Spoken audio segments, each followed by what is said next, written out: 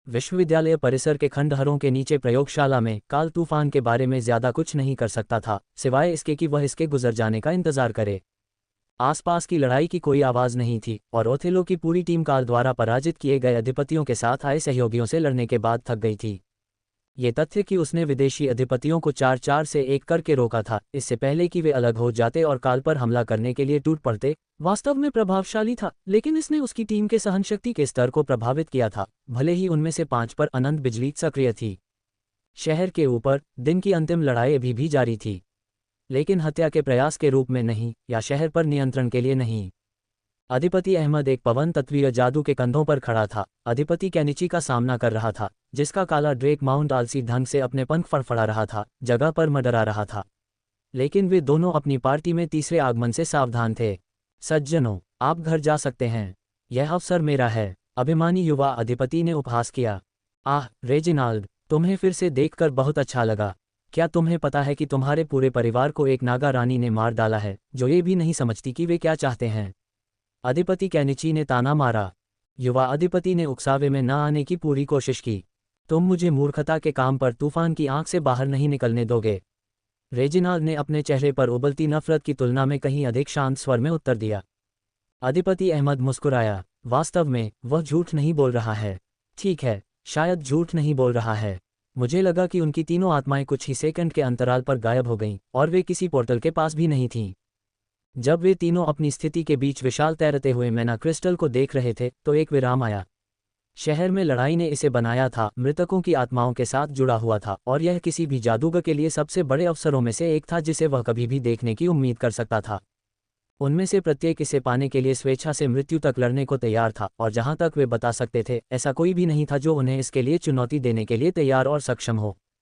समस्या ये थी कि यह एक बार इस्तेमाल होने वाली वस्तु थी। इसमें मौजूद भारी मात्रा में मान और आत्मा शक्ति पहले उपयोगकर्ता को हस्तांतरित की जाती थी, और केवल उन्हें ही। जब लड़ाई शुरू हुई थी, तब किसी ने भी इस विशेष परिणाम की उम्मीद नहीं की थी। यह 1 लाख में एक अजीब मौका था। लेकिन आज इतने सारे अधिपति मर चुके थे, और उनके कई अनुचर कि युद्ध और मृत्यु के देवता दोनों ही शक्ति के खेल से मोहित हो गए थे, और उन्होंने अपना आशीर्वाद दिया। अचानक रेजिनाल्ड शक्ति से भर गया, और अन्य दो ने तुरंत अपनी बाधाओं को मजबूत कर लिया। लेकिन यह वे नहीं थे जिन पर स्पेलब्लेड निशाना लगा रहा था, बल्कि कैनिची का वाहन था। तीनों में से उसके व्यक्तिगत कौशल उड़ने के लिए सबसे खराब थे, और जब अहमद ने रेजिनाल्ड पर हमला किया, तो अधिपति पत्थर से दूर गिर गया। यह एक ऐसी लड़ाई थी जिसे स्पेलब्लेड को यकीन था कि वह जीत सकता है। अहमद एक गोलेम जादूगर था, और उसके गोलेम उड़ने वाले प्रकार के नहीं थे। इसलिए उसे उड़ने के लिए एक साधारण जादू या हवाई जादू पर निर्भर रहना पड़ा, और न ही उसकी विशेषता थी।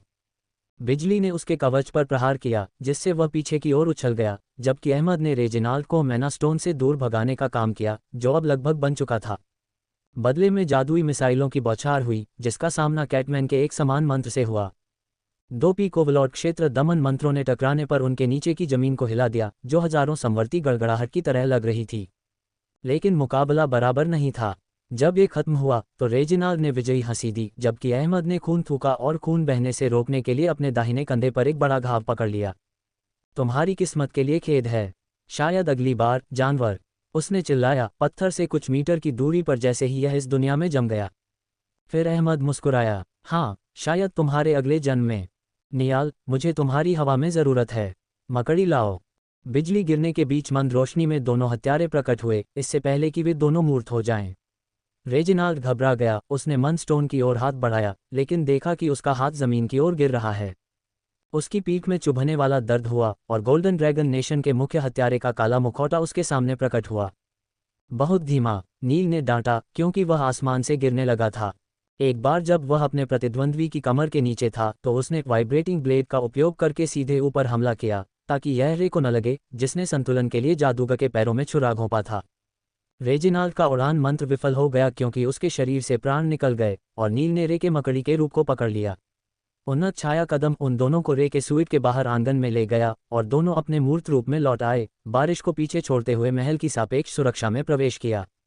दाना ने छलांग लगाई जब दोनों उसके सामने आए, पेंसिल और कागज के साथ विपरीत सोफे पर बैठे थे। प्रत्येक अधिपति के लिए 5 अंक, सम्राटों के लिए 3, राजघरानों के लिए 2 और कमांडर के लिए 1। नियाल ने जोर दिया। राय ने सिर हिलाया और अपने कागज पर गिनती के निशान बनाने शुरू कर दिए। क्या वे वही कर रहे हैं जो मुझे लगता है कि वे कर रहे हैं? गार्ड कैप्टन ने टेसा से फुसफुसाया। ऐसा लगता है। सवाल यह है कि कौन जीतेगा।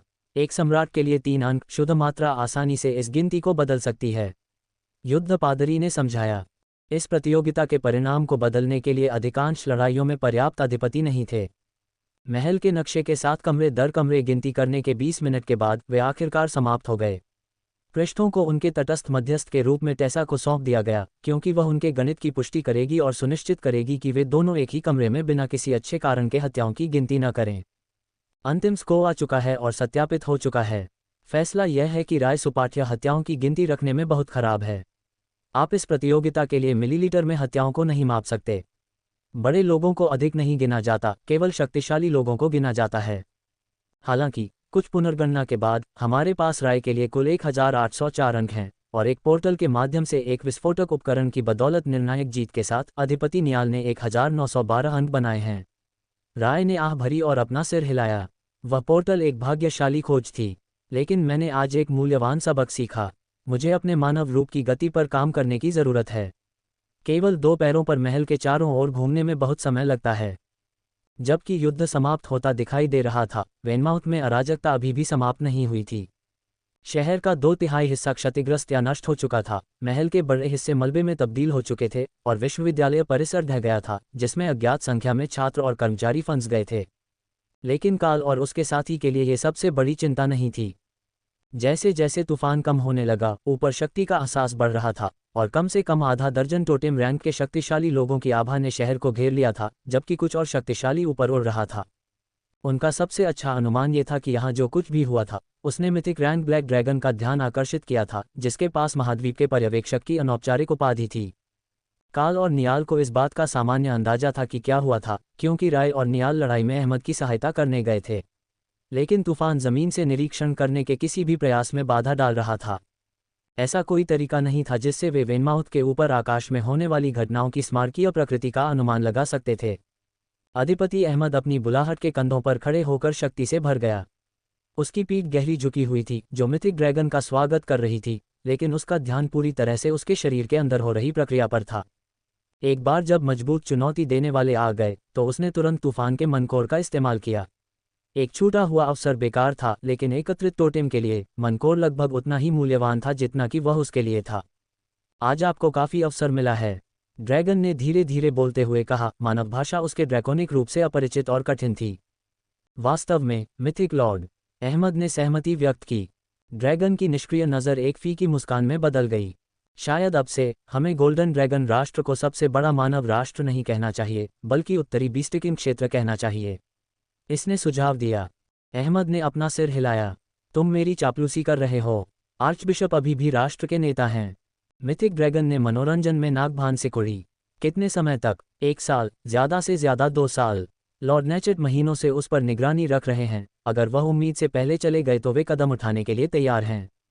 लेकिन कुछ ही मिनटों में गोल्डन ड्रैगन को राष्ट्र का नया उत्तराधिकारी मिल जाएगा। ये सोचना कि मनुष्यों में से इतने सारे अधिपति लालच और सत्ता के लिए एक ही लड़ाई में अपनी जान दे देंगे। लेकिन उनके बलिदान ने एक नए टोटेम को जन्म दिया, और अगले दिनों में नए अधिपति उन लोगों की जगह लेंगे जो गिर गए हैं। यही मृत्यु के देवता की इच्छा और आशीर्वाद है। तभी अहमद को वास्तव में एहसास हुआ कि उसने क्या किया है।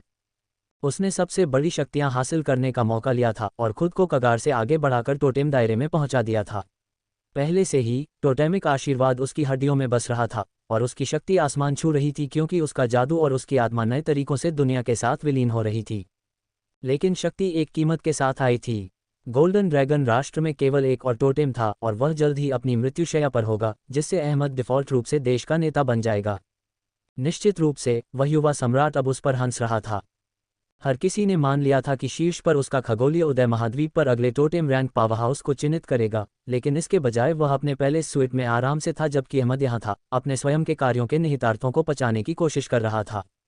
काल वास्तव में पैलेस में नहीं था, बल्कि शहर के नीचे प्रयोगशालाओं में था, लेकिन अहमद को यह नहीं पता था। अहमद उसे वहां महसूस नहीं कर सका, लेकिन उसने थोर और महिलाओं की परिचित उपस्थिति महसूस की थी। उसने न केवल अपने साथ ऐसा किया था, बल्कि उसने इसके लिए सचमुच हत्या भी की थी। खैर, इसके लिए किसी को मारने का आदेश दिया। उसे पूछताछकर्ता नियाल से पत्थर का इस्तेमाल करवाना चाहिए था। वह घमंडी कमीना डेस्क जॉब के साथ फंसने का हकदार था।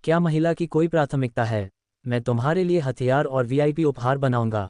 ओथेलो ने चुपचाप अपनी मौजूदा ब्रॉडस्वॉर्ड को ऊपर उठाया और ग्रेनाइट ने उस पर नज़र डाली जो वर्तमान में उसके पास थी। यह एक बेहतरीन ब्लेड था और मोनाक रैंक का, लेकिन वे इससे बेहतर कर सकते थे, उसे यकीन था। साथ ही इसे पैलाडिन के लिए सटीक रूप से डिज़ाइन किया जा सकता था। निश्चित रूप से महिला को ज़्यादा सुंदर ब्लेड चाहिए होगा।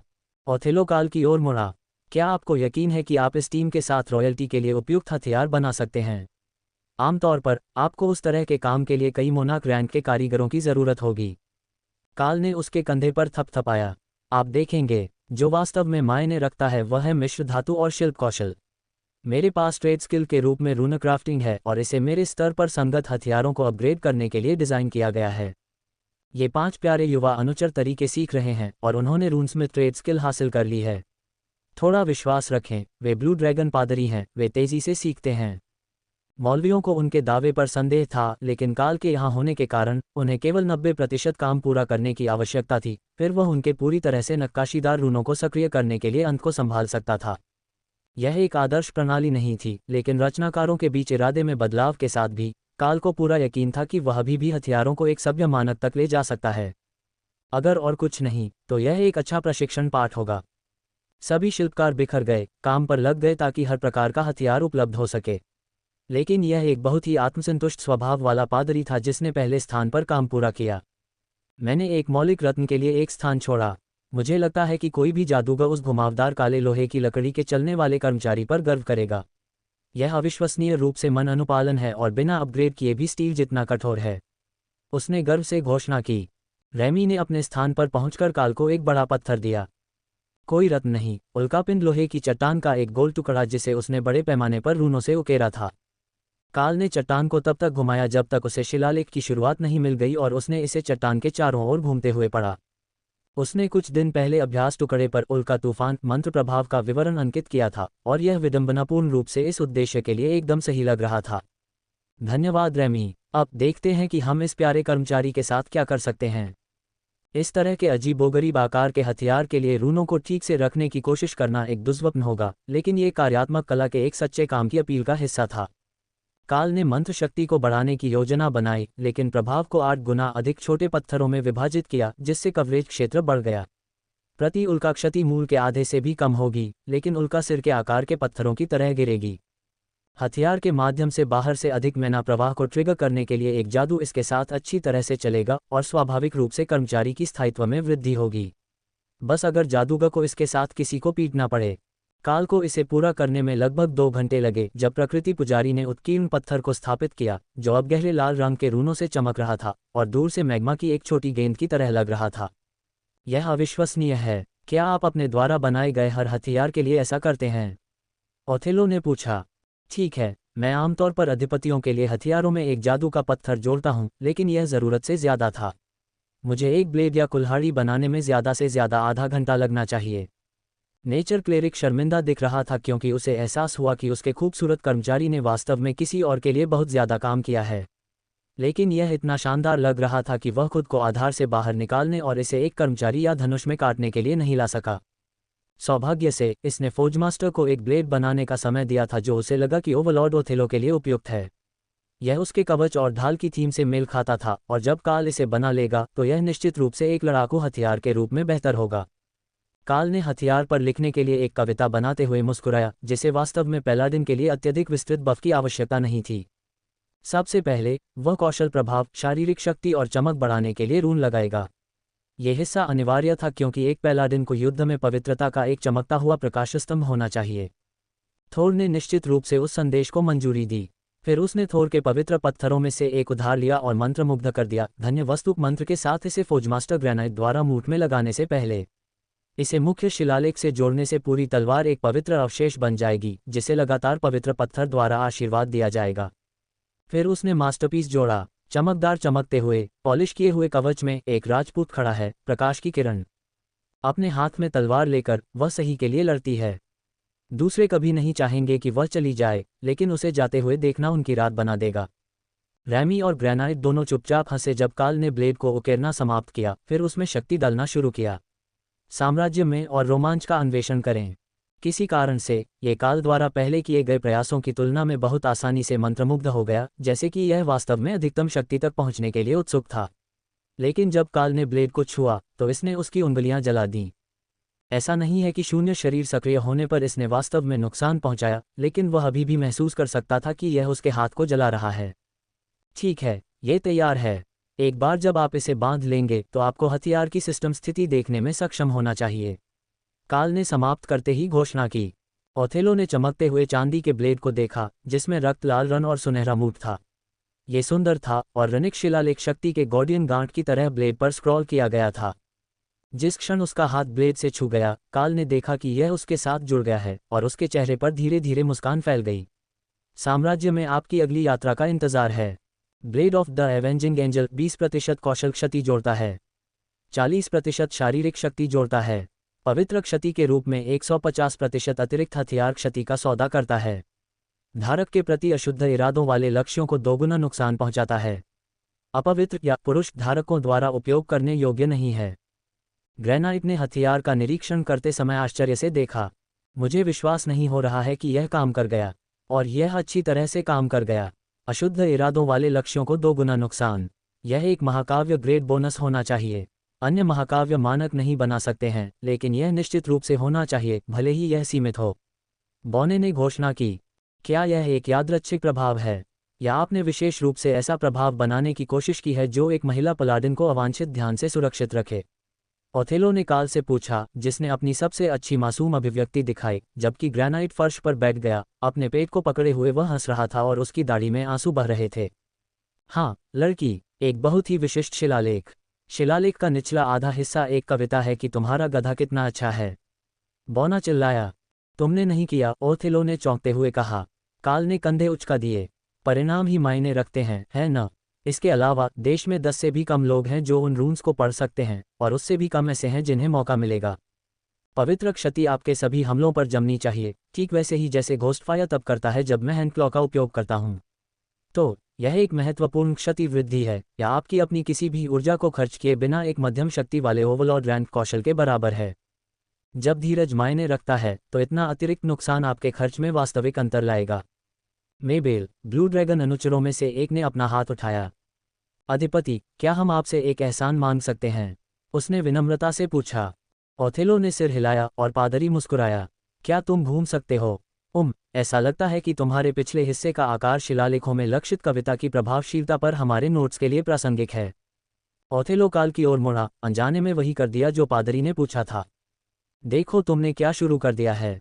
तुम्हारे महल में महिलाओं की एक पूरी टीम है। क्या तुम इतने स्नेह के भूखे हो कि तुम्हें दूसरी महिलाओं के बारे में कल्पना करने की जरूरत है? उसने पूछा। काल ने रक्षात्मक ढंग से अपने हाथ ऊपर उठाए। ऐसा नहीं है। आप देखिए, अगर आप मानव निर्मित हथियार पर मानव शिल्प कौशल की खराब गुणवत्ता के बारे में एक बड़बड़ाहट डालते हैं, तो इसे मजबूत करने के लिए रून के साथ प्रभाव बढ़ जाता है।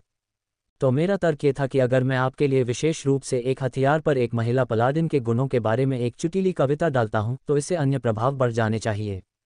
मुझे नहीं पता था कि यह एक और जादू प्रभाव जोड़ने जा रहा था।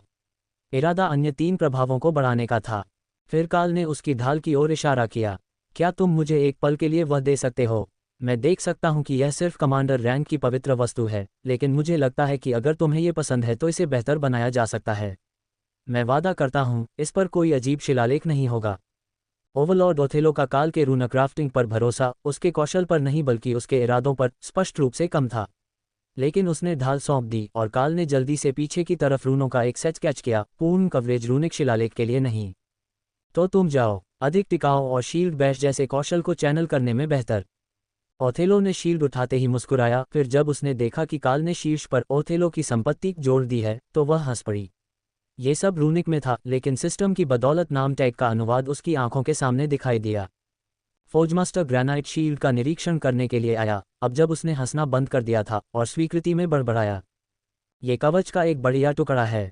यह एक उचित हिट लेने में सक्षम होना चाहिए, भले ही आपके पास इस पर कोई कौशल न हो।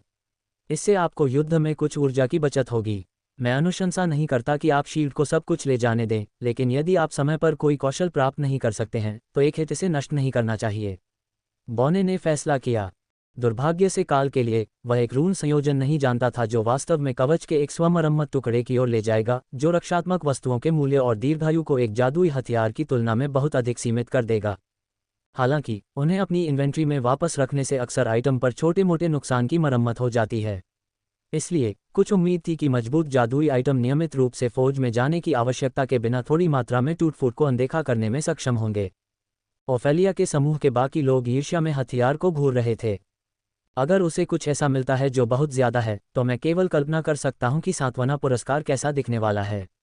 योद्धाओं में से एक ने मजाक किया। काल ने हंसते हुए उन हथियारों की ओर इशारा किया जो दूसरे कारीगर बना रहे थे। अपनी पसंदीदा शैली चुनें और मैं इसे आपके लिए मंत्रमुग्ध कर दूंगा। वे सभी ब्लेड रॉयल रैंक पावर को संभालेंगे और उन पर एक मानक शिलालेख के साथ वे जल्दी से अपग्रेड हो जाएंगे। यह उतना ग्लैमरस नहीं हो सकता जितना कि ओवरलॉर्ड्स को मिलता है, लेकिन मैं आप चारों के लिए 1 घंटे से भी कम समय में काम कर सकता हूं। जादूगर एक पल के लिए चिंतित दिखाई दिया, लेकिन नेचर क्लेरिक ने उसे कवर किया और स्पेयर पार्ट्स से बनाए गए नए मिश्रित धनुष थे जिन्हें रेंजेड वेपन्स टीम अब अपग्रेड करने के लिए काम कर रही थी। टीम में रेंजर परेशान दिख रहा था। उसके वर्ग को अक्सर दोनों की जरूरत होती थी, लेकिन हर किसी के एक उपहार के लिए 2 हथियार मांगना ऐसा लग रहा था जैसे यह उसकी किस्मत को धक्का दे रहा हो। उसका ब्लेड एक मजबूत कमांडर रैंक वाला था जिस पर लाइफ स्टील था, इसलिए उसने उसे रख लिया और एक नया धनुष लिया। उसे नहीं पता था कि काल तीरंदाजों के लिए क्या कर सकता है, लेकिन एक रॉयल रैंक धनुष कई लड़ाइयों को जीतने के लिए पर्याप्त हो सकता है। काल ने अपने पास लाए गए धनुष और जादूगर द्वारा चुने गए साधारण कर्मचारी को देखा। ठीक है, मुझे पता है कि इन दोनों पर क्या लगाना है। मुझे कुछ मिनट दीजिए, फिर मैं योद्धाओं के लिए ब्लेड बनाऊंगा, उसने समझाया। उसे अपनी टीम के लिए भी कुछ करना होगा। उन्हें अभी तक अपने समूह में एक शिल्पकार होने का लाभ नहीं मिला था। साम्राज्य पर अपना अगला लेख खोजें। काल ने कर्मचारी को सरल रखा। कौशल वृद्धि, प्रतिशत वृद्धि, बोनस, क्षति के लिए धन्य आइटम और कर्मचारियों के लिए क्षमताओं को मजबूत करने के साथ रॉयल रैंक पर यह पहले से ही इसे एक असाधारण हथियार बनाने के लिए पर्याप्त था, और इसका लाभ यह था कि रन लिखने और धन्य आइटम मंत्र को डालने में केवल 10 मिनट लगते थे। धनुष पर अचूक लक्ष्य और तेज तीरों के बारे में एक छोटी कविता लिखी गई थी, साथ ही एक धन्य आइटम मंत्र भी था, लेकिन इसमें जहर तीर कौशल के साथ एक छोटा पत्थर भी लिखा हुआ था। चूंकि काल को पादरी से नए मंत्र मिले थे, इसलिए जब भी उसे मौका मिले वह उन सभी का इस्तेमाल कर सकता था। साथ ही जहर तीर जोड़ने से तीर बनाने का कौशल रखने या भौतिक तीर ले जाने की जरूरत खत्म हो गई। यह उसके अपने धनुष के बारे में सबसे अच्छी बात थी, इस तथ्य के अलावा कि यह लक्ष्य बनाने में मदद करता था। वह और अधिक करने के लिए ललचा रहा था, लेकिन अगर वह कम सक्षम मिश्र धातु को बहुत अधिक रूनों से ओवरलोड करने की कोशिश करता तो ये या तो टूट जाता या बस विफल हो जाता। उनके पास आज हथियार बर्बाद करने का समय नहीं था, इसलिए रॉयल रैंक के हथियारों के लिए यही करना होगा।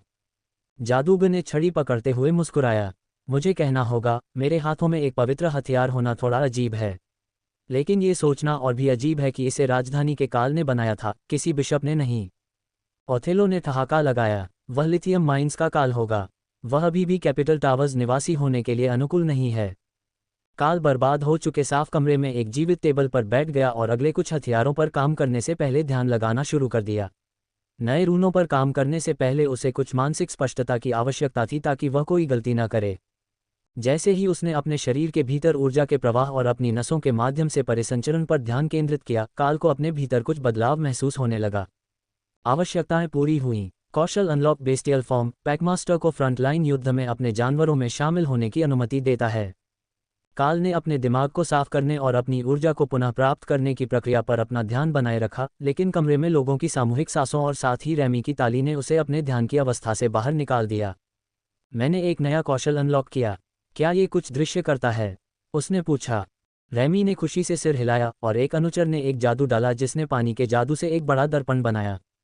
दाना जादूगर तुम्हें प्यार करने वाला है, रैमी ने जोर देकर कहा, जबकि काल हैरानी से आईने की ओर देख रहा था।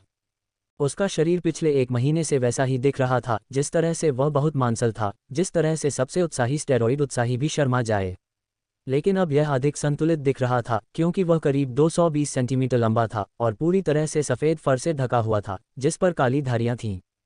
उसका सिर एक जानवर जैसा थूथन था और उसके ऊपर फुज्जीदार कान थे।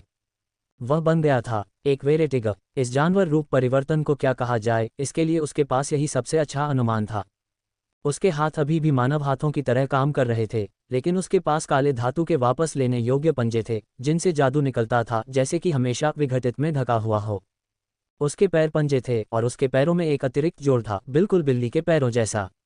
खड़े होने से उसे अजीब अनुभव हुआ, लेकिन वह सहज रूप से समझ गया कि इस रूप में कैसे चलना है, और बढ़ी हुई ताकत से शक्ति की भावना व्यसनी थी। काल ने इस रूप में एक गहरी गड़गड़ाहट वाली बिल्ली जैसी आवाज निकाली और फिर कौशल को निष्क्रिय कर दिया। अरे, तुम सिकुड़ गए, फिस्पाक ने हौंफते हुए कहा। काल ने खुद को देखा। वह अभी भी थोड़ा भारी और मांसल था, लेकिन वह आज सुबह की तुलना में निश्चित रूप से छोटा था। उम्मीद है छोटा नहीं होगा। वह पहले से ही काफी छोटा था। फिस्पाक ने अपनी बाहें फैलाईं और रैमी ने उसे अपनी दोनों दाहिनी भुजाओं में उठा लिया ताकि गनोम काल का अधिक बारीकी से निरीक्षण कर सके। उसके हाथों में एक छोटा सा जादुई उपकरण था और वह खुशी खुशी काल को उंगली से छू रही थी। मुझे नहीं लगता कि यह कोई प्रतिक्रिया थी। मुझे संदेह है कि कौशल पहली बार ठीक से सक्रिय नहीं हुआ था, इसलिए वह धीरे धीरे विस्तार कर रहा था जब तक कि वह पूरी तरह से सक्रिय नहीं हो गया, और अब वह सामान्य आकार का हो गया है। ठीक है, मुझे लगता है कि वह सामान्य आकार का है। वह अभी भी कुछ हद तक मांसल है। गनोम पुरुष थोड़े मोटे और मुलायम होते हैं, बहुत अधिक सुखद। राय की आवाज़ ने काल के मन में उत्साह भर दिया। कारा और दाना दोनों इस बदलाव को स्वीकार करते हैं। वे कहते हैं कि आप बहुत ज़्यादा बिस्तर ले रहे थे। कारा को बताएं कि रेमी अपने गनोम को सिर्फ अपनी दो दाहिनी भुजाओं में एक बच्चे की तरह उठा सकती है, और यह बहुत प्यारा है। अगर वे उसके आकार के बारे में मजाक करने जा रहे थे, तो वह कम से कम बेजे को वापस ताना मार सकता था। कारा की बातों पर राय हंसी, लेकिन बेजे के पास एक विचार था। अगर हम दोनों ही प्यारे हैं तो हम कमरे में गर्मी को पूरी तरह से कम कर सकते हैं, और दाना कभी भी बिस्तर से बाहर नहीं निकलना चाहेगी। इसलिए हम पूरे दिन सो सकते हैं। यह एक तरह से शानदार था। कोई भी गर्म बिस्तर से बाहर निकलकर ठंडे कमरे में नहीं जाना चाहता था, लेकिन उन्हें अगली सर्दियों तक कमरे को इतना ठंडा बनाने के लिए बर्फ के जादू का इस्तेमाल करने के लिए रेमी की ज़रूरत पड़ सकती है। काल ने आह भरी और रेमी को एक कदम पीछे हटने के लिए इशारा किया ताकि वह ब्लेड पर काम शुरू कर सके। यहाँ मौजूद टीम के लिए दो और फिर अपनी टीम के लिए हथियार, और अंत में वह नए राजा के लिए कुछ बना सकता था। अहमद के लिए फैंसी स्टाफ शायद उतना अच्छा ना हो जितना कि उसे मिलने वाली कुछ अन्य चीज़ें, लेकिन यह उतना ही अच्छा था जितना काल बना सकता था। जब तक रूम्स को उपयोगी होने के लिए हथियारों पर जाने की ज़रूरत नहीं थी, वह नए टोटेम के लिए कुछ आभूषण बना सकता था। निश्चित रूप से फौजमास्टर ग्रेनाइट हथियारों से ज़्यादा कुछ बनाना जानता था। यह उसके लिए एक असाधारण उपहार होगा, क्योंकि मोनाक रैंक वाले सामान मोनाक रैंक वाले हथियारों से भी अधिक दुर्लभ थे, विशेष रूप से वे जो उपयोगकर्ता के लिए अनुकूलित थे। काल ने ओथेलो की टीम में सम्राटों के लिए ब्लेड जल्दी से तैयार कर लिए और फौजमास्टर ग्रेनाइट की ओर मुड़ गया। मेरे पास एक विचार है, यदि आप इसके लिए तैयार हैं। हथियार काफ़ी आम हैं और हर कोई एक की तलाश करता है, इसलिए हमारे नए नेताओं के पास पहले से ही कुछ होगा। लेकिन जो उनके पास नहीं हो सकता है वह है कुछ गुणवत्ता वाले आभूषण। एक कलाकार के रूप में आपके कौशल कैसे हैं? उसने पूछा। साम्राज्य से अधिक सामग्री का आनंद लें। फौजमास्टर ने मुस्कुराते हुए अपने फौज को देखा, जो वर्तमान में हॉक की घोस्टफायर से चमक रहा था। ओह, मुझे लगता है कि मैं कुछ लेकर आ सकता हूँ। मुझे फौजमास्टर की उपाधि यूं ही नहीं मिली, और बौने अपनी कलात्मकता के लिए जाने जाते हैं। ग्रेनाइट ने खुद को सिर हिलाया और अपने फौज में चला गया, जहां उसने एक साइड स्टोरेज कैबिनेट से मिश्र धातु की एक शीट निकाली, जबकि काल ओथेलो की टीम के योद्धाओं के लिए हथियारों पर काम करने लगा, साथ ही ओफेलिया के लिए कुल्हाड़ियों की एक जोड़ी जो उनमें लाइफ स्टील स्टोन्स डाल देगी, हालांकि वे केवल रॉयल रैंक के लिए सक्षम सामग्री थीं। फिस्पाक हंसा जब रेमी ने उसे ग्रेनाइट के काम को देखने के लिए घुमाया। ओह, वह इस बार गंभीर है। वह दुर्लभ सामग्रियों का उपयोग कर रहा है। मैना ट्रांसफ़र के लिए कुछ बहुत ही उपयुक्त सामग्रियां हैं, लेकिन वे इतनी दुर्लभ और महंगी हैं कि हमारे पास काम करने के लिए बहुत कुछ नहीं है और हम इसका उपयोग हथियार बनाने के लिए नहीं कर सकते हैं। रूम्स के लिए आपको कितनी जगह चाहिए? ग्रेनाइट ने धातु को गर्म करते हुए पूछा। ये सामग्री पर निर्भर करता है, लेकिन मेरी दृष्टि अच्छी है और मेरे हाथ स्थिर हैं। अगर सामग्री इसके लिए उपयुक्त है तो मैं हूप ईयरिंग से एक उचित मंत्रमुग्ध वस्तु बना सकता हूँ। काल के मजाक ने बौने को हंसाया, लेकिन अंदर ही अंदर वह राहत की सांस ले रहा था। उसके पास इस सामग्री की केवल एक छोटी सी शीट थी, और अगर वह इससे दो उत्कृष्ट गुणवत्ता वाली वस्तुएं बनाने जा रहा था तो उसे इसे बचाना होगा। लेकिन अगर वह सिर्फ एक जोड़ी छोटे कंगन बना सकता था तो उसके पास एक दर्जन या उससे ज़्यादा अतिरिक्त वस्तुओं के लिए पर्याप्त मात्रा होगी। तो उसने यही किया। चौड़ी बौनी चूड़ियाँ पीछे की ओर सपाट सतह के साथ काल को बिना किसी रुकावट के काम करने के लिए ज़्यादा जगह देती थी। इससे उसे गलतियों को बदलने के लिए पर्याप्त से ज़्यादा अतिरिक्त सामग्री मिल जाती थी, और एक जादू की क्षमता के लिए एक अच्छे आकार का रत्न जोड़ने का बहाना भी मिल जाता था। रैमी ने काल को एक गहरे हरे रंग का पत्थर दिया जो अहमद की आंखों के लगभग समान रंग का था, और काल ने भौहें सिकोड़ ली क्योंकि वह ये निर्धारित करने की कोशिश कर रहा था कि किस तरह का मंत्र प्रकृति तत्व पत्थर के साथ अच्छा लगेगा। उसके पास वास्तव में बहुत सारे प्रकृति मंत्र नहीं थे, लेकिन लाइफ लिंक एक तरह से करीब था। ये रक्त जादू था, लेकिन काल अपने खून को एक माध्यम के रूप में इस्तेमाल करके पत्थर को मंत्र के साथ काम करने के लिए तैयार कर सकता था। काल ने कार्य क्षेत्र के खंडहरों से एक आवर्धक कांच उधार लिया और मंत्र के लिए आवश्यक सभी चीजों को ध्यान से तराशना शुरू कर दिया। फिर उसने अपनी उंगली चुभोई और खून की एक बूंद गिरने पर ध्यान केंद्रित किया, फिर एक और, ताकि मणि काले धातु की चमक से ढक जाए। माना कि बाढ़ ने पत्थर को सक्रिय कर दिया और खून पत्थर में समा गया, जिससे पीछे चमकते हुए काले रन बने। चाहे काल ने पत्थर को कितना भी आगे बढ़ाया हो और उसे यकीन था कि अब यह मोनाक रैंक पर होना चाहिए, रन पॉलिश किए गए अंडाकार पन्ना पर काले ही रहे। फौज मास्टर, मेरे पास पहले आइटम के लिए स्पेल स्टोन है। ग्रेनाइट ने स्टोन को माउंट किया और फिर अपनी नक्काशी को पूरा करने के लिए सिस्टम स्किल का इस्तेमाल किया, जिससे ब्रेसलेट के बाहर पूर्वी सीमा पर्वतों की क्षितिज रेखा जैसी दिखने वाली चीज बन गई। काल निश्चित नहीं हो सका, लेकिन यह निश्चित रूप से फ्रॉस्ट जायंट बॉर्डर के साथ उसके दक्षिण पूर्व के दृश्य के समान दिख रहा था। ब्रेसलेट के अंदर की नक्काशी करना वास्तव में एक दर्द था, लेकिन काल ने लेआउट की सावधानीपूर्वक योजना बनाई थी, और वह जो वास्तव में इस आइटम में जोड़ना चाहता था वह था स्किल डैमेज में वृद्धि और स्टोन से लाइफ लिंक स्किल, जिसे ये निर्दिष्ट करने के लिए संशोधित किया गया था कि यह पहनने वाले के सभी निर्माणों से लिंक होगा। अहमद एक गोलेम जादूगर था और गोलेम उससे कहीं अधिक टिकाऊ थे, लेकिन काल ने यह निर्दिष्ट करने में भी सावधानी बरती कि लिंक केवल एक ही तरफ जाता है, गोलेम से उसके पास, कभी भी उसके पास से गोलेम तक नहीं। ये थोड़ा सा सरल लग रहा था, लेकिन जहां तक आभूषणों की बात है तो उसे नहीं लगता था कि इससे बेहतर कोई विकल्प हो सकता है। दूसरा जो ग्रेनाइट ने बनाया था वह यूनिवर्सिटी से रॉयल पैलेस का सिटी स्काईलाइन था, या फिर स्पार्क ने ऐसा ही कहा। ये रॉयल परिवार के लिए एक उचित विरासत वस्तु होनी चाहिए। क्या किसी को याद है कि प्रिंस एक्सल किस वर्ग का था? उसने दूसरों से पूछा। योद्धा, ग्रेनाइट ने कंधे उचकाते हुए उत्तर दिया। ठीक है, तो यह आसान है। योद्धाओं को खुश करना आसान है। काल मुस्कुराया और फौजमास्टर हंसा। रैमी ने काल को एक और हरा पत्थर दिया, जानबूझकर ऐसे पत्थर चुने जो केवल एक व्यक्ति अपनी टीम में चाहेगा, न कि ऐसे तत्व जो अधिक बहुमुखी हों। काल ने पत्थर पर ट्रोलिश रीजनरेशन लिखना शुरू किया और रैमी को अचानक एहसास हुआ कि हरे पत्थर वास्तव में काफी उपयोगी थे। उन्हें भालू, लोट्स और शायद टेसा को भी एक पत्थर देने की जरूरत थी। काल ने कौशल क्षति वृद्धि के लिए वही मूल शिलालेख लगाया, लेकिन ट्रोलिश पुनर्जनन को जोड़ना आसान था, इसलिए काल ने शक्ति स्तर को बढ़ाने से पहले एक शारीरिक शक्ति बफर जोड़ने के लिए कुछ अतिरिक्त स्थान का उपयोग किया।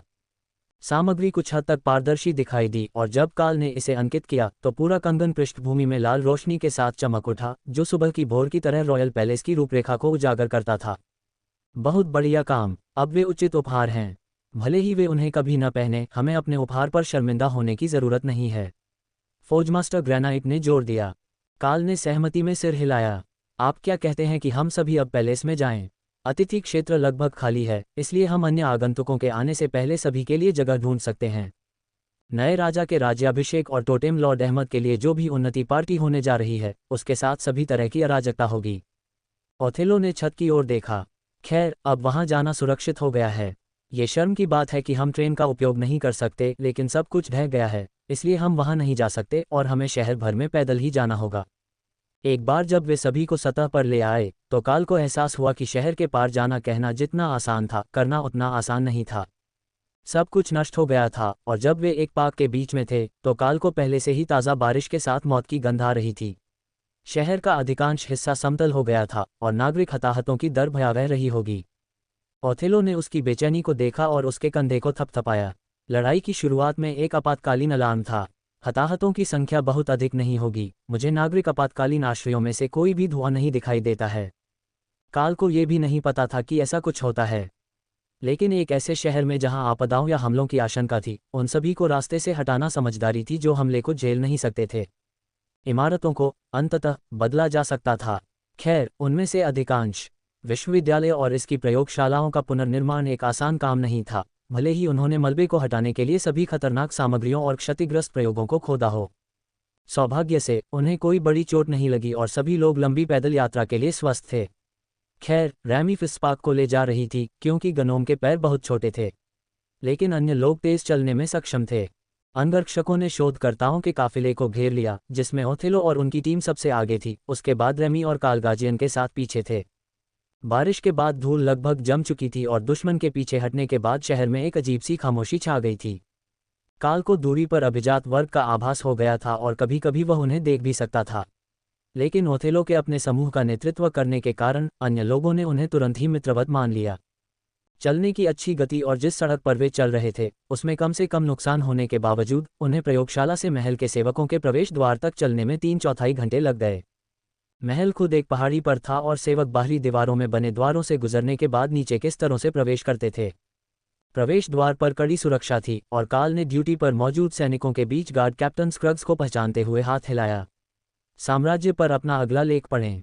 गार्ड कैप्टन, यह ओवरलॉर्ड ओथेलो और उनकी टीम है, साथ ही विश्वविद्यालय में मेरी प्रयोगशाला के शोधकर्ता भी हैं। ऐसा लगता है कि आज हमारी सुविधा भी निशाने पर थी और विश्वविद्यालय नष्ट हो गया है। क्या सभी के लिए सूट मिलना संभव होगा? कार्ल ने समूह के पीछे से अपनी आवाज़ ऊंची करते हुए पूछा। कैप्टन ने आह भरी। शहर में हुए नुकसान के कारण हम पहले से ही अनुरोधों से भरे पड़े हैं, लेकिन अगर आप ओवरलॉर्ड और उसके दोस्तों के साथ जगह साझा करने के लिए तैयार हैं तो हम निचले आगंतुक क्वार्टर में दूसरों के लिए जगह पा सकते हैं। ओथेलो ने सिर हिलाया। मेरे लिए ये काफ़ी अच्छा है। हम पहुंचने पर सोने के क्वार्टर का प्रबंध करेंगे। कार्ल, जब तक हम सभी के लिए कमरे का प्रबंध नहीं कर लेते तब तक पूरी टीम को हमारे साथ ले आओ। उन्हें घटनाक्रम से अवगत कराने की आवश्यकता होगी। गार्ड कैप्टन स्क्रग्स, यदि संभव हो तो दूसरों को बहुत दूर न रखें। यदि आप ऐसा करते हैं तो अनुचर आपको नेताओं तक पहुंचने की कोशिश में पागल कर देंगे। गार्ड्स ने एक थकी हारी नौकरानी को बाहर निकाला और उसे कुछ शांत निर्देश दिए। उसने सिर हिलाया, फिर कार्ल और अन्य लोगों को अपने पीछे आने का इशारा किया। मैं पहले सम्राट कार्ल और अधिपति की टीम को उनके स्वीट में पहुंचाऊंगा, फिर हम आसपास के सभी लोगों के लिए क्वार्टर ढूंढेंगे। दुर्भाग्य से सभी नोबल स्वीट्स बुक हो चुके हैं, लेकिन हमारे पास कुछ अन्य क्वार्टर उपलब्ध हैं जो नौकरों के क्वार्टर में आप सभी को एक कमरे में बंद करने से बेहतर हैं। उसने रूखे स्वर में समझाया। ब्लू ड्रैगन के एक सहायक ने इस विचार पर हंसा। महल में नौकरों के क्वार्टर कैथेड्रल लाइब्रेरी के आवासों में उनके कमरों की तुलना में अधिक शानदार थे। न केवल कमरे प्रकृति में सरल थे, बल्कि उनमें आमतौर पर इतनी सारी किताबें और बेतरतीब सामान भरे होते थे कि आप मुश्किल से दरवाजे से बिस्तर तक जा पाते थे। कुल मिलाकर केवल 12 शोधकर्ता थे, जो कि बहुत अधिक संख्या नहीं थी, 5 सहायकों और ग्रीन ड्रैगन पादरी को छोड़कर। अगर उन्हें अच्छे कमरे मिल जाते तो यह व्यावहारिक रूप से उनके लिए छुट्टी होती, क्योंकि यहाँ महल में न तो कोई फौज था और न ही कोई लकड़ी की दुकान। स्वीट के आधे रास्ते में वे मेलानी से मिल गए, जो महल में काल की नियुक्त नौकरानी थी। वह चुपचाप उसके बगल में आ गई, फिर एक शराब की बोतल और प्लास्टिक के कपों का ढेर निकाला। पेय पदार्थ। मैंने सुना है कि हमले के बाद शहर को भारी नुकसान हुआ है, इसलिए आपका मुंह सूख सकता है, उसने फुसफुसाते हुए कहा। कार्ल ने सिर हिलाया और नौकरानी ने समूह के लिए पेय पदार्थ डालना शुरू कर दिया। सबसे पहले उसने बड़े मुलायम बैग से आने वाली खुशबू शराब की नहीं, बल्कि फलों के रस की थी। ये ताजगी के लिए बेहतर है, लेकिन इसे कंधे पर लटकाए गए एक मुलायम बैग में रखा गया था, जिसके ढक्कन पर एक पुश बटन था, जिससे आसानी से पेय पदार्थ डाला जा सकता था। वे स्वीट के जितने करीब पहुंचे, उन्हें उतने ही अधिक गार्ड दिखाई दिए और कार्ल को आगे के क्षेत्र से बहुत सारी बातें सुनाई दे रही थीं। क्या स्वीट में कुछ हुआ था? कार्ल ने नौकरानी से चुपचाप पूछा। एक छोटी सी बात थी, जिसमें एक गद्दार शामिल था। मुझे कोई चोट नहीं लगी है, लेकिन गश्ती और आंगन की ड्यूटी पर मौजूद लोगों को छोड़कर गेस्ट विंग के सभी गार्ड दल पास में ही इकट्ठा हैं, उसने समझाया। वे कुछ मिनट बाद स्वीट में पहुंचे और ओथेलो ने प्रशंसा में सीटी बजाई। तुम पांचों के लिए इतनी जगह। साझा बेडरूम के बिना यह आधा भी नहीं भरा है, और मुझे पता है कि आप में से ज्यादातर शायद एक ही बिस्तर पर सोते हैं, उसने मजाक किया। कार्ल ने कंधे उचका दिए। जबकि यह सच है और यह हमारी ज़रूरत से कहीं ज़्यादा जगह है, मुझे लगता है कि आपकी टीम मेरी टीम से बहुत कम प्यारी है। ओथेलो के साथियों ने मजाक में नाक भान से कुड़ी। क्या हम व्यापार कर सकते हैं?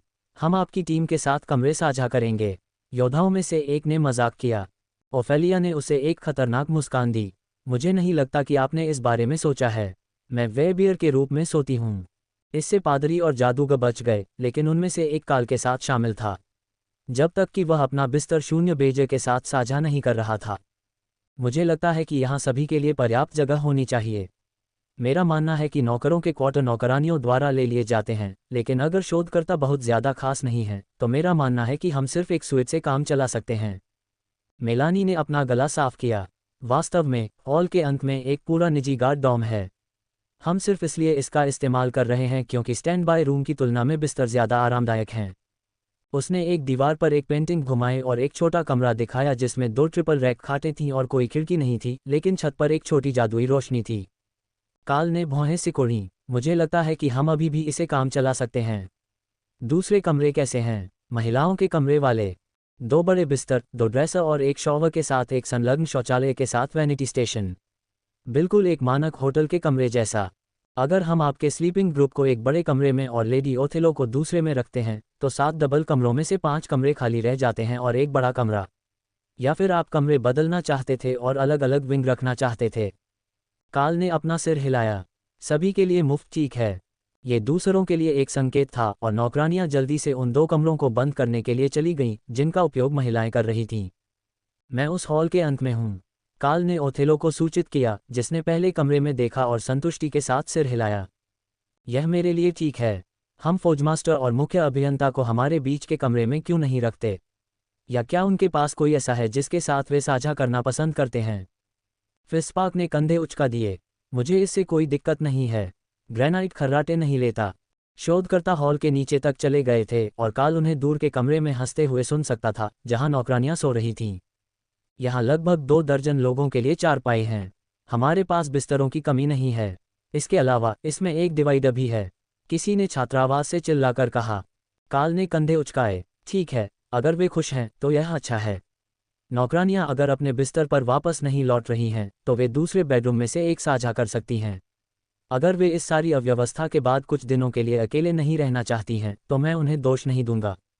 नौकरानियों ने अपग्रेड पर चुपचाप खुशी मनाई क्योंकि स्टैंड बाय कमरे भयानक थे। भले ही 4 लोग डबल बेड साझा करते हों, लेकिन उनके पास असली कमरे में ज़्यादा जगह थी। इसमें कुछ मिनट लगे, लेकिन आखिरकार सभी कमरे भर गए, जिसमें पुरुष शोधकर्ता छात्रावास में चले गए और शोध दल की महिलाएं एक जोड़ी कमरे साझा करने लगीं।